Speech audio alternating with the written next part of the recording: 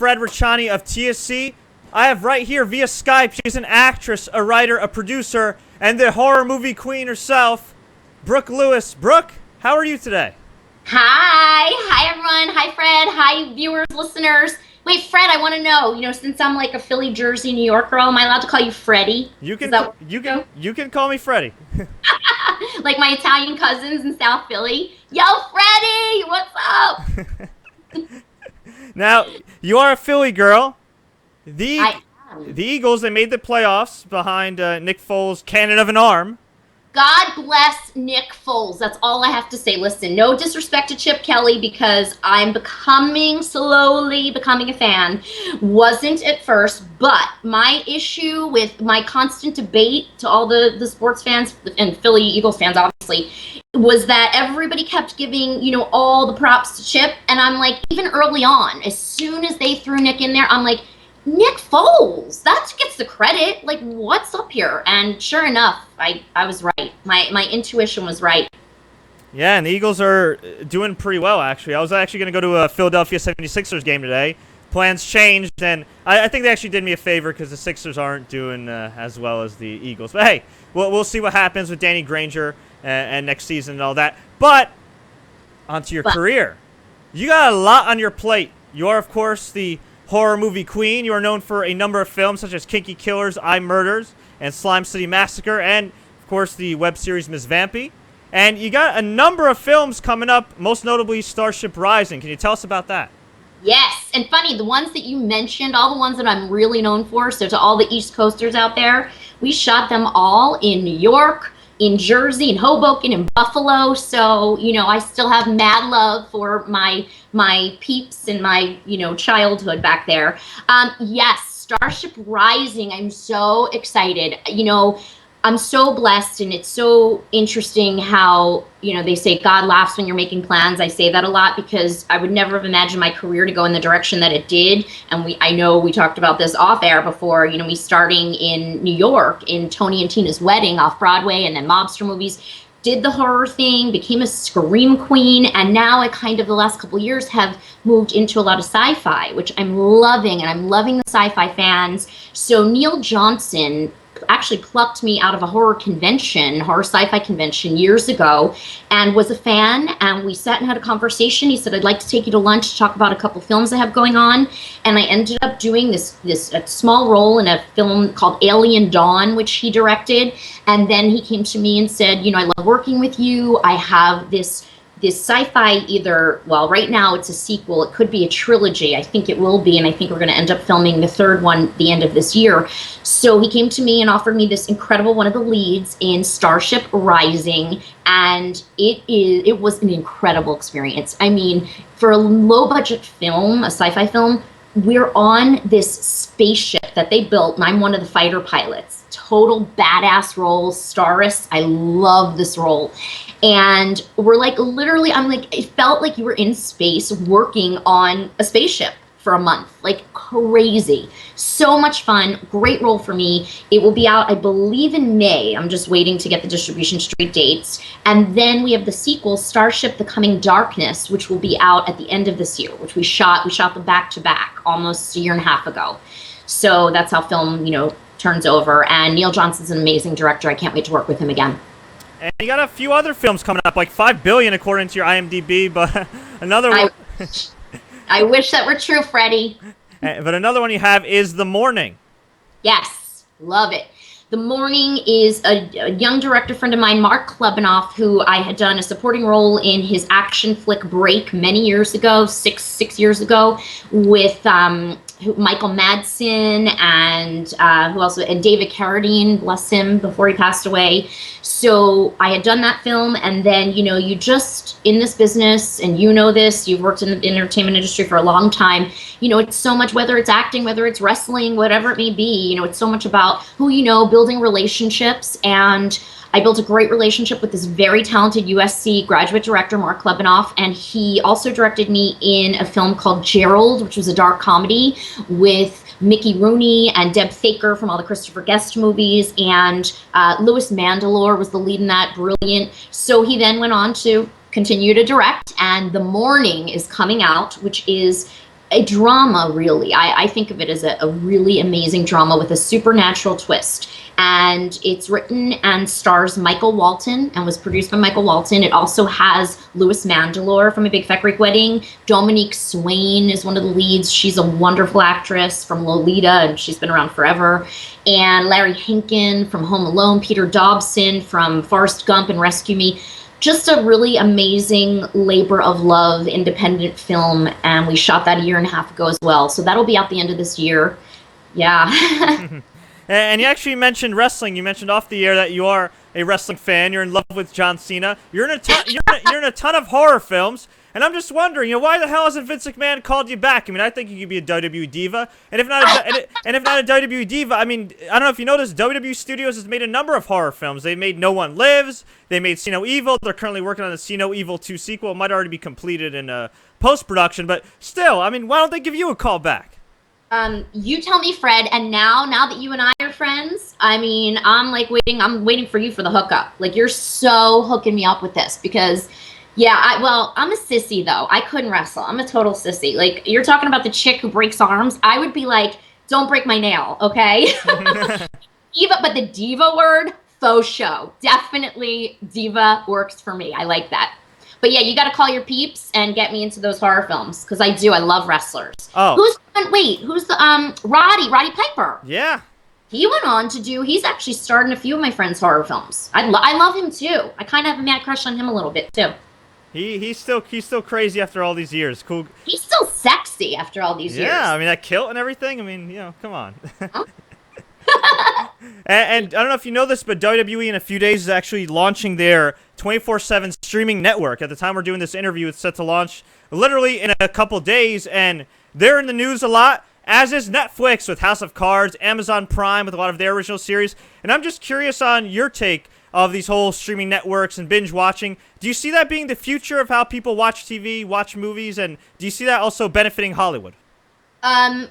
Unfortunately, and I have very, very strong opinions about this, both as an actress and as a producer, I have seen the way that this has taken shape, and it kind of scares me the way it's going to continue. I do 100% that it is all about the Netflix and the Hulus and the hookups, and, for the viewers and for audience members, it's a beautiful thing because, like the internet, like our iPhones now, it gives you a plethora of fast options. Everything's fast, here and now, in the moment. Pick whatever you want, choose whatever you want. You have 90,000 choices. Unfortunately, for, I believe, actors and producers, and especially independent film people like myself, it makes it that much more challenging because you're competing, after the economy crashed, and I could talk for hours about this, I don't want to bore everyone, but after the economy crashed, we all know this, it affected the entertainment industry drastically. So when we were able to, years ago, when I executive produced or produced, $1 million indie films, you were able to make the money back as an independent producer via DVD, via VOD. Now, DVDs are dead, piracy from the internet, everything's about the quick, the fast, the apps, and the TV and the hookup. So Netflix is great, except you are so oversaturated with options that I feel no one can really stand out anymore. And yes, I feel that an independent film star like myself, and I say that humbly, has a much more challenging time now to break out, I should say, into anything huge because there are millions of people doing the same thing. And especially with reality TV and with the internet, everybody has the opportunity to have their 5 minutes of fame. And that's amazing. And I encourage and support that for everyone. No one's better than anyone else. However, it does make it really difficult monetarily, as an indie producer to make money now with situations like this. And the formula hasn't been really fully developed yet. One day, yes, I think they say, and I go to a lot of producer seminars and distribution seminars, and I'm at the film markets, they say that within 4 years, it will be like television, where the product placement and the advertising will pay large amounts of money like they do for television, but it hasn't quite gotten there yet. So again, and I know this firsthand with films and I've been focused so much on my Ms. Vampy character, my Ms. Vampy web series and all of that good stuff. And so there just hasn't been a formula yet for people like me to make a ton of money that way. So it's great for exposure, but you don't always get that return on investment being on Netflix or somewhere like that. I mean, I love Netflix. I'm a fan. I'm a member. But if I were to tell you from the opposite side as an actress producer what the return, correct, on an indie film, what the buyouts for that, for an independent film. Again, I can't really speak for these TV series, but we all have to remember that the TV series are all backed by huge studio executives in Hollywood. So, what things look like, it's all smoke and mirrors and appearance and reality, and you of all people know this. Of course. Now, I gotta ask you, you said you're an actress, you're a producer, of course. What came first? I am an actress through and through and through. That is my heart, my soul, my passion, my life. Why I'm still single, and we have a story about that later. But why I'm single, I have sacrificed everything. It's such a part of who I am and what I love, and I've been doing it and singing and dancing since I was a little girl, and that's my thing. So after making a living acting in New York, like we talked about, starting in Tony and Tina's Wedding, which is an equity contract, I made great money at 22 years old. I did soaps, I did mobster movies, and I was doing great, and then came out to Los Angeles, and it was like, you may as well, I couldn't get arrested, and so I realized I was smart, I had a business background, and so I need to create a career for myself. Nobody was doing it for me. I wasn't a trust fund kid. I wasn't, my dad wasn't Aaron Spelling, and I wasn't banging the right directors. So I had to create a career. So I started producing. I took classes. I produced a few short films. I would help friends with their projects just to kind of learn the ropes. And that is how I created, again, I started on Broadway and network sitcoms. I was on a Fox sitcom for a recurring in '04, and then just started producing my own films, or getting hired to produce for other companies. And my negotiation was always so I could star in those films and create a career. And that's what I did. Didn't come easy for me. And what led you to becoming the Scream Queen and starring in a ton of horror movies? Well, I have been a horror fan since childhood. I was like the product of all the 80s horror films. I was like a junkie. My friends and I would sit for days and watch them when I guess it was like, oh, I'm going to date myself, but when VCR came out. And I was just a fan, and I never in a million years imagined becoming a well-known Scream Queen, which I really actually now take pride in. And again, coming from an actress who's done a lot of comedy and other genres, I'm very proud of that. I think that a Scream Queen is a sexy, powerful woman working in the horror genre as an actress. And I feel I've made some great choices and have done some great roles. I kind of steer away a lot of times from the victim and the bimbo and all of that stuff, so it really kind of came out of nowhere. It came out of, and too long of a story, but I went to Sundance Film Festival 2004. The first Saw came out, and I saw that this was like all the rage and all the craze, and I knew that kind of psychological torture thing was going to get really hot and blow up, and sure enough it did. And I went to one of my producing partners back in New York and Jersey who had wanted to produce something together for a long time. And he said, you can be the LA liaison and I'll work back here. And we did it. And we created a film. The title originally was called Polycarp. It took us about 3-4 years from inception to distribution to make this film. And I starred in this. We agreed that they were going to write the lead brunette role for me to star in and play a psychiatrist with a twist. And I starred in this film with Michael Pare from Eddie and the Cruiser, Streets of Fire, Philadelphia Experiment, Charles Durning, God rest his soul, that amazing actor who was Oscar nominated for Dog Day Afternoon, Tootsie, Best Little Whorehouse in Texas, Rescue Me. So, and Eric Edibari from Lincoln Lawyer, and Mark Belasco, and this great cast of indie film people and stuff and TV people. And it was called Polycarp. And next thing you know, choices were made that were out of my control.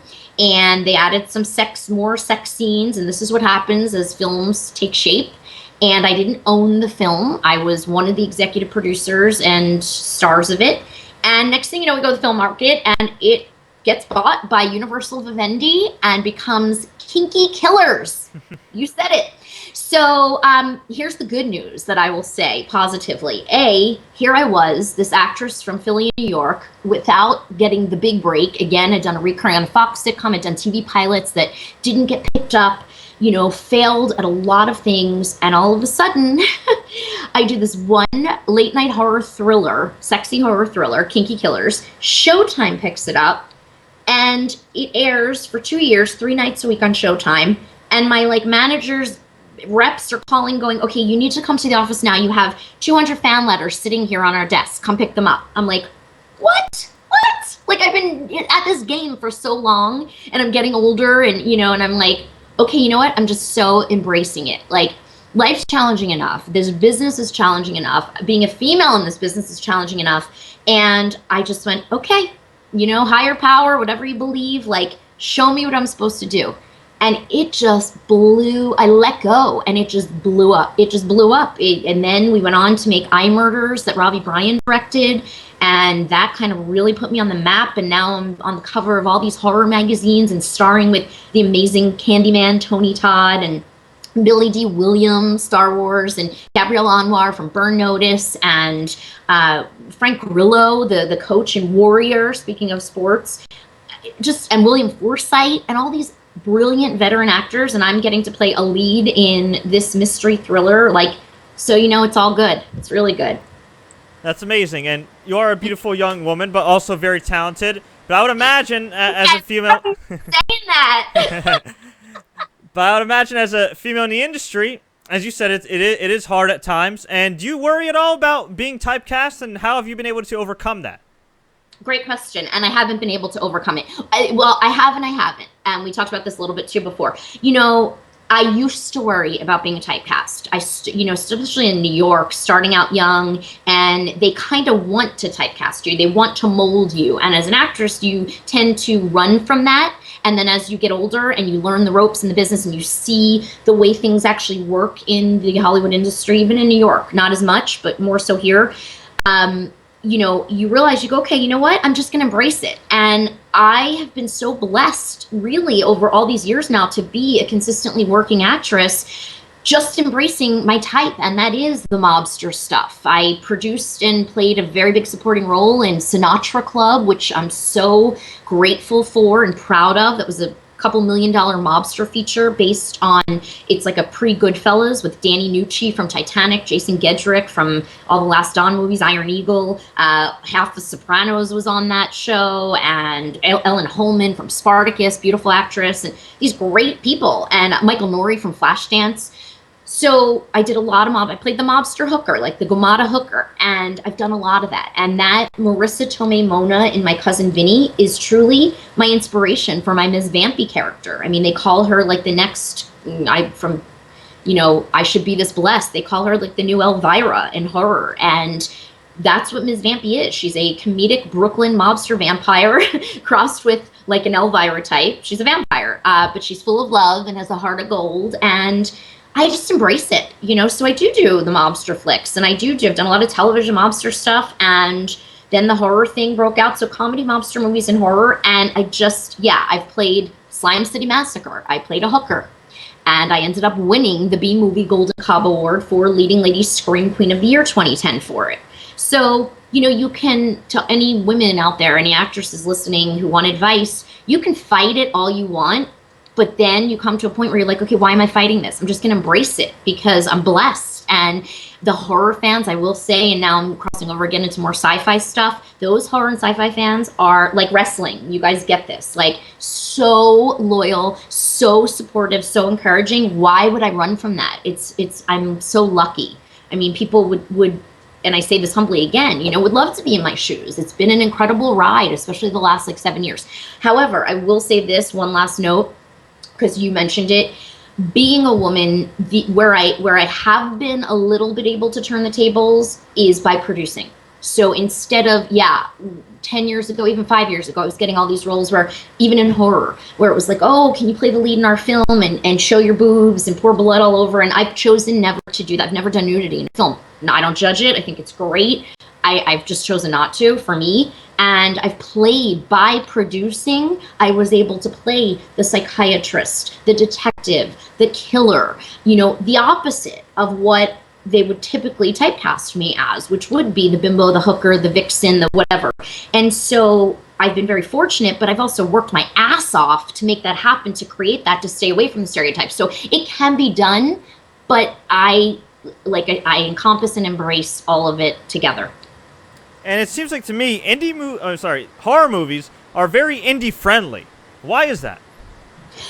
Oh, that would take me hours to get into detail about, but because in that genre, and I can speak from a producer's standpoint and from a distribution standpoint, and why, it's not always looked at as the highest form of art or, filmmaking, is because for distribution value, and for, horror fans, again, are so loyal.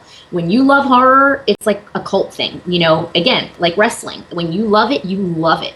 And so you can make an indie horror film on the cheap, on the down low, without huge named actors, without spending a fortune on talent, without spending a fortune on locations. I mean, think about it. You can stick a group of 6 hot, college kids in one room and make a horror movie, as long as you've got, I'm not saying it's going to be a good one, but I'm saying, to answer your question, it's just all the elements are easier to put together than to put together, a comedy or what have you. Also with the producing part and distribution and all of the logistics around that, horror films transfer and translate much more clearly and much easier to foreign markets than, let's say, a comedy does. Like, a comedy is very hard to sell, because the sensibility would have to transfer in Chinese or in, India. And with horror, it's visual, right? And the chill and the thrill. So it's a lot easier to make your money back on a horror film. Now, you fought off some creeps in your film, but outside of film, I mean, you've also had your fair share of creeps. And listen, there are some great fans. I have some great fans myself, but at times, you always get some of those people that kind of, I don't want to say cross the line, but, they get into that creeper territory. You have one story that actually just occurred before we went on air. Can you tell us about it? Yes, Fred. Well, I thought this is the perfect conversation to kind of, bring up in our interview today, because it was so funny. I was almost flabbergasted. And when we first hooked up, on Skype, I'm like, I got to tell you the story because, all right, so I'm a single woman. Yes, I'm single. Any dates, especially out here in California? Actually, I don't think I want a Cali guy. Send me guys from New York over here. But so I'm single. So I date, right? And I online date. And I also do online dating coaching, which I'm a board certified life coach as well. And I do online dating coaching, which is hilarious. So I've been through it all. But this kind of really made me laugh, pissed me off, but made me laugh. So right before our interview, I get a text. Now it's Friday afternoon here, basically now. And I get a text like, hey, sexy, let's get together tonight. No name, no identification. I don't have the number in my phone, which makes me think it's either someone I deleted or someone I dated a while ago or met a while ago. Fine.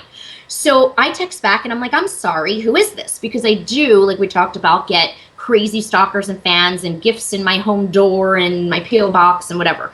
So I'm like, who is this? So he says, oh, hey, how quickly you forget. It's blah, blah, we'll let him remain anonymous. It's blah, blah from Tinder. So I, as you know, do not touch Tinder. And for all the listeners and viewers out there, in case you don't know what Tinder is, we talked about this. A quick synopsis is that it's a dating app on the phone that has a name and a photo. You can flip through it, and all the guys are going to be loving this advice. So you flip through it. There's millions of choices of women and men. And so let's say tonight I'm out, or right now, I could be like, go on Tinder, flip through pictures, contact someone and say, let's meet right now. It gives you a location of who's in a 10-mile radius, I believe. I could be wrong about the mileage, but who's in a 10-mile radius, and go, hey, I'm done work now at 1 o'clock in the afternoon. Let's meet up for a margarita. So they go, okay, cool, meet up, or let's late at night, come over and get something, something, something. So it's like an instant, it's like everything I can't stand. It's like a here and now instant, let's hook up right now. We don't even have to know each other's names other than what's on Tinder. It's like Craigslist with a face. I think it's worse because it's like your app, literally, I could click on, I don't do it, I won't do it, but you can click on right now. My friends do it. My friends are getting action every night. My guy friends and my girlfriends. So, but you can click on right now and flip through like this, like the phone book, and have 20 people come over right now or go meet me at the beach right now. So I won't do it. So the fact, I don't want to date a guy who's on Tinder either. No, thank you. No, thank you. So the guy's like, so I had to just give that background information so people understand the magnitude of that. So this idiot is like, so it's so-and-so from Tinder. So I text back and I said, I don't do Tinder, number one. Number two, I said, that's not where we met. And number three, it's Friday afternoon. I said, I'm a lady and I am booked tonight and I have plans all weekend. And to me, in my book, I'm old school. Like, you don't ask me out on a Friday morning for that weekend. Sorry, I'm going to be busy. So I gave him that information via text. So he texted back and said, oh, too bad that like I couldn't go out tonight. So I texted back and I said, yeah, thanks. I said, but I'm sure that you can go on Tinder tonight and have 10 smoking hot chicks over your place within 15 minutes. He texts back and he said, ha ha ha, absolutely I can. It's like Domino's pizza. Oh, God. So then I'm like so over it at this point, and I'm like snarky back, and I was like, oh, and then I said something kind of snarky, which I don't want to say because it's disrespectful to women, but it was something pertaining to pizza and make sure they're not thick, whatever. So then he texts back and he said, wait, I'm going to read it from here like I read it to you before, because this was just like shocking to me. So I was rude, and I texted back and I said, yeah, just make sure they're not extra thick when they get delivered. Whatever, that was mean because I got a big booty and I got I'm no skinny mini. So then he texts back and says, oh no, they're just hot and ready like Little Caesars. Oh my God. Fred, what is this world? Like, I'm getting older, but what has this world come to? Tell me. But this is Tinder. I don't know. I mean, you see like all these, creepy posts on like OK Cupid and stuff like that. I don't know. Like, I'm a lot like. Did you just reveal that you're on OK Cupid? What? No, I am not. I am not. Although, I mean, I have friends that try to like sign me up for stuff like that, and I'm just like, no, like I don't, like I'm like you, I don't go out because like I mean I go out and stuff, and I'm dated, I do whatever, but like you know what I mean, we work, we do our stuff, and then people don't get that, and they're like, well, what do you do for fun? I'm like, this is fun. Right. And I don't know if it's an age thing or if it's just in general, but I'm so glad you just said what you said, because that's occurred to me, like when all these people, and I'm on online dating, and I won't say what sites, but like an OkCupid, for example, is a great example. I tried it once. It's not for me, but it always puzzles me, like when you're emailing with someone at 10 o'clock at night on a Wednesday night and they're like, hey, come over now or come meet me for a drink now. And I'm not saying I'm not impulsive because I've done it, but like you said, this Tinder thing, it's like you and I are working right now. I'm going to be doing more press the rest of the day. Like, how can I just go, okay, sure, I'll just leave everything, drop my career, and come meet you right now for a skinny margarita? Not going to happen, right? Yeah, well, I guess we're lucky in a sense that, our passions are also our careers, and obviously that's a testament to all your hard work. Thank you. And you too. I'm super impressed with you. I hope that we're going to get to meet soon. Hopefully when Robbie Bryan's films, which we'll be filming this year, Black Hat, which I have a role in, which is amazing, and it's an anime drama, and it's got an anti-bullying campaign going on around it, and a couple other pretty incredible things going on around it. And then we're also in talks. We actually had a big phone conference last night, and he's my director that's back in New York and New Jersey, and we have this thriller on our plate called The Eyes, and I'm like loving it right now, and the script is really getting into tip-top shape, and I'm going to be playing one of the leads, and I'm so excited. So that would bring me back east for like a month as well this summer. Hey, well, definitely keep me posted. Now, there's a show on TV that pretty much everybody watches, and I'm curious on your take on it, The Walking Dead. Yes. Do you feel like that has helped or hurt the horror industry? I think it has helped. I think that, and again, the horror genre has taken such a growth and turn in the last few years with mainstream. I think The Walking Dead, I think American Horror Story, which I am a big fan of. I gotta be honest, I'm not a zombie girl, although big shout out to Lazarus. Day of the Dead, Day of the Living Dead, right? Is that the title now? Day of the Living Dead, yes, according to IMDb. Thomas Churchill, my amazing director. I love my directors. I'm so lucky. And we're going to be doing part 2 this year as well. Thomas Churchill created this incredible segue to zombies. And I'm not a zombie girl, but this script was too good to pass up. It's like a film noir, zombie drama mystery. And I have this amazing supporting role in it. And that's coming out very soon through Origin releasing. And so something, and I only bring it up because something like The Walking Dead opens up doors. I think it has made zombies a little bit more respected again. It just makes it more legit, and it makes people take the horror genre more seriously. Well said. Well said. Well, before we get you out of here, I know you also have your own production company, Philly Chick Pictures. What do you have on your plate? That's a great question. I am being very, very careful and very selective with producing right now for all the reasons that we discussed early on, how challenging it is now to, I'm old school. We shot Kinky Killers and Eye Murders on 35mm film back in the day. I know you don't do that now. I don't really know, and God bless these kids and my friends who are making, $20,000 feature films. I don't know that world. So I'm too afraid of it, and for me, it's just too time consuming, and I'm super focused on my acting career. So the stuff that Philly Chick Pictures will be really focused on will just be my Ms. Vampy web series, and recently we just did Ms. Vampy's Love Bites. Ms. Vampy's Love Bites, because remember, she's a Brooklyn vampire, that the beautiful Stacey Lane Wilson directed, and she's going to be directing all my Ms. Vampy web series. And Matt Rao, big shout out and thank you. He's my young producer on Ms. Vampy's Love Bites, and I've been so fortunate. So that we just started, airing those recently. So Ms. Vampy, basically, and which Vamp It Out with my partner Jim Pacitti. We have Vamp It Out, which is for teen girls with Ms. Vampy again, all positive messages. And then we are in talks for another, it's funny, here I go again with the vampire, a rock opera, which I did in New York at very, very young out of college, that we workshopped with the incredibly talented composer Mark Weiser. And I optioned that script. So it was called The Cure. It's now called In My Blood. And I am teamed up with a couple production companies, and we're kind of trying to focus on that as well. But that's a several $million vampire rock opera. So that's on my plate. So yeah, they're really the only producing projects I have. Other than that, I'm just totally focused on acting and super blessed. And I'll be doing Robbie Bryan's 2 films. I'll be doing Neil Johnson's films this year again. And I'll be doing a couple films with Thomas Churchill.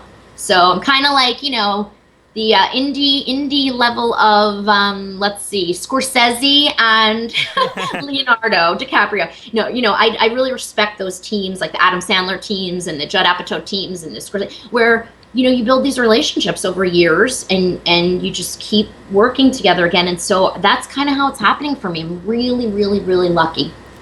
You definitely are, and I'm very happy for your success, especially also being from the Jersey, New York area. Where can fans find you online to keep up with everything you're doing? Because like I said, you do have about 5 billion films coming up. Oh, I hope so. Thank you. Yes. Well, I'm a big Twitter girl. You know that. I tweet, and I will always respond to my tweets, and I love my fans. I'm really grateful. So Brooke Lewis LA, that's BROOKE LEWISLA is my Twitter handle. I don't do Facebook, but I do have the Facebook fan page, the official Brooke Lewis Facebook fan page. So we use that, and I have an assistant, and we post just all business stuff on that. Twitter, I get more personal. And brookelewis.com is my press website, and phillychickpictures.com is my production company, but don't be sending me projects to produce because I won't. And MsVampy.net for all the Ms. Vampy fans who want to check out my web series.